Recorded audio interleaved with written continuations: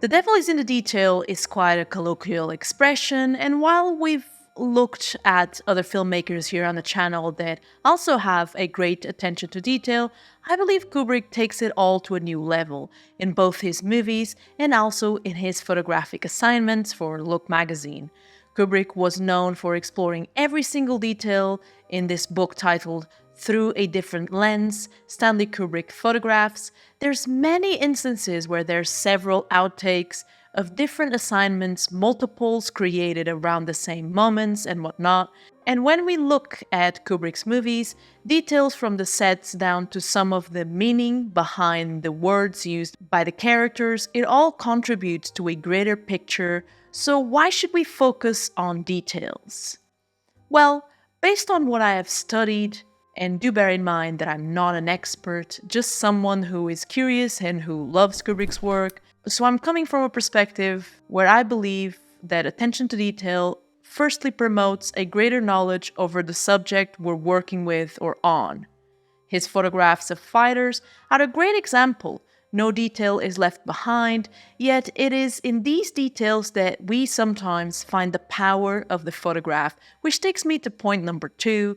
The more knowledge we have over the subject, the better we know how to communicate the ideas, intentions, or themes associated with it to an audience. A great example of this can also be found in one of the movies he curiously never finished, which was around Napoleon's life.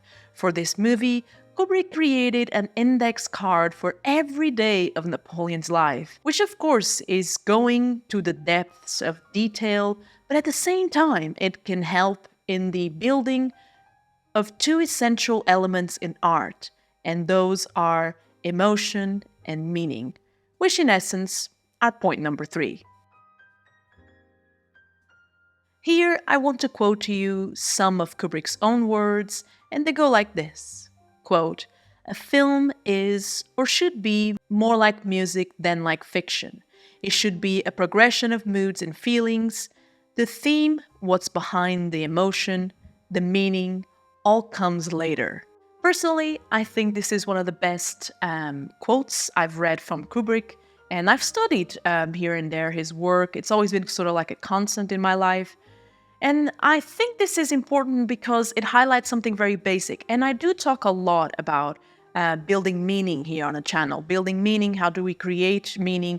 I just wanted to say that this is super important because I feel like I'm guilty of telling you a lot about meaning, but also failing in reminding that meaning can virtually be worthless if there's no emotion, or hard to find if the emotion is not there, because it is through emotion that the viewer will first acknowledge our photos, what it communicates to them. And so in pursuit of his creation, Kubrick really teaches us that the best and strongest way of building a relationship with an audience is by focusing on the emotion first and then later on the meaning of it. That's why many people speak of his work, in particular his movies, as having layers. And I completely agree when it comes to that. And this advice is absolutely perfect given the time that we're currently living in. We live actually in a time of image saturation. And the ones that we're going to respond to are most likely the ones we're going to naturally have an emotional connection with, whether it is something deep and meaningful or just a floating by moment. And speaking of fleeting moments, we now capture these using our phones, which is why I'm here to talk to you about Taurus. In this case, the cases of Taurus. And yes, there was an intended pun. And I have 2 cases to talk to you about. Because let me tell you, there is no better protection for your doomsday machines, yes, otherwise known as phones, if you don't have a Taurus case. And if you're asking me how can these be different, how are these helpful, let me tell you. As a creative, you'll need to be original and find different angles to film yourself or what's around you, just like I did during this segment, making use of the 4-in-1 feature of the spin case. So the combination of both strong magnets and the stable stand keeps your phone steady during shoots, reducing blur or shaking. These are particularly useful if you're multitasking, traveling, or doing daily activities. Not only that, Taurus also has multi-device charging stations which are quite portable and can be used in different ways to charge all your smart devices. But anyways, if you want to find out more information about these products, Links will be in the description, and I want to thank Taurus for kindly sponsoring this segment and you for watching. And now let's go back to the video. Kubrick, in his pursuit of detail and knowledge, would familiarize himself with subjects that had absolutely nothing to do with filmmaking.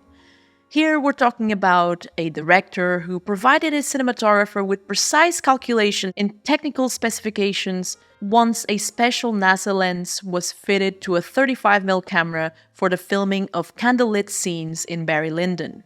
Here we're talking about a director who, quote, developed a lighting system which consisted of Polaroids being taken on set, from which he would apply a calculus formula that would tell him how much light wattage would be needed to light a given scene. Here, we're talking about a director who extensively researched the artificial food eaten by the astronauts for 2001: A Space Odyssey and extensively studied psychological archetypes in certain scenes for Eyes Wide Shut. This was an aspect that made Kubrick stand out, and with him we learned that as creatives we cannot not be bothered about technical details, about meaning of colors, or other details or disciplines our photography touches. A great photographer that exemplifies this is Joseph Kudelka, for instance. Not necessarily from a technical point of view, but from a content point of view. Kudelka, who lived as a nomad, extensively familiarized himself with Roma people to the point that his photographs of them have no match in terms of beauty and power, especially at the time that they were taken. So, having the initiative to learn and go the extra mile, it's really worth it. I can tell you that I've learned so much over the course of my, time here on YouTube. And through making these videos, I've learned so much that it doesn't even, of course, touches photography, but things beyond photography, such as, editing or storytelling of a video or human psychology. How do we respond? Music, insertion of music, and how do we communicate a tone for a video? Marketing, for instance, like things that wouldn't necessarily be connected to photography, but that are super important, for the YouTube channel, for my communication skills with an audience, and for other things, of course, that I'll apply them in my life. Regarding this point of vision versus control, I just want to preface everyone watching that these are lessons we can take from Kubrick, but of course it might not apply to everyone because we're all different in personality and within our creative path. So in essence, take these if you feel like it, or adapt them to what your vision of the world is, or the way you deal with things. So now let's talk about something important, and that is sticking to your vision and the importance of it. Kubrick has very famously adapted several novels to the screen, but he has always stuck with his vision over the story, which in the case of The Shining created big creative differences with Stephen King, the author of the book, leading King ultimately not wanting to have anything to do with the movie. Now this begs for the question, what are the dangers and net positives of sticking to our vision? Amongst dangers, and I'm speaking from a personal experience, I can talk about potential isolation, sourness in important creative relationships, trapping oneself into a creative dead end, reaching a creative block, if you will, or even lack of motivation. But on the other end, following our vision can lead to having more control over what we're creating, a bigger and better sense of self, and also the project and subject we're touching, and even producing a more cohesive body of work, amongst others. So why am I talking to you about this? Because looking at Kubrick's career and the decisions that he made, we learn of how important it is to keep the balance when we choose to stick to our vision, especially when working in collaboration with either people we're documenting as photographers, or people that are helping us making our own projects. For instance, if we have a shoot of some sort, fashion, whatever your work might be. You need to learn that as a creative, you need a vision. Your vision is going to be your guiding light in case of doubt, of course. It will be there to remind you of your original intent and meaning whenever you start doubting yourself. However, vision is not synonym of control. As a creative, and especially if you're at the helm of a project or company, you should be able to communicate your vision and direct those working with or for you so that whatever work is done, it all translates to the same common goal.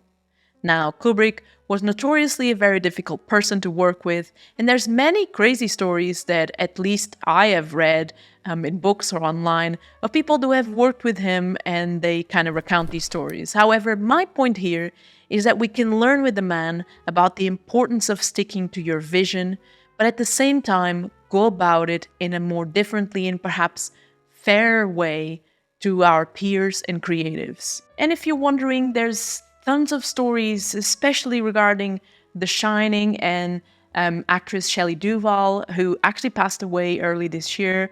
So, rest in peace to her. And, there's multiple stories of like things happening on set and other movies.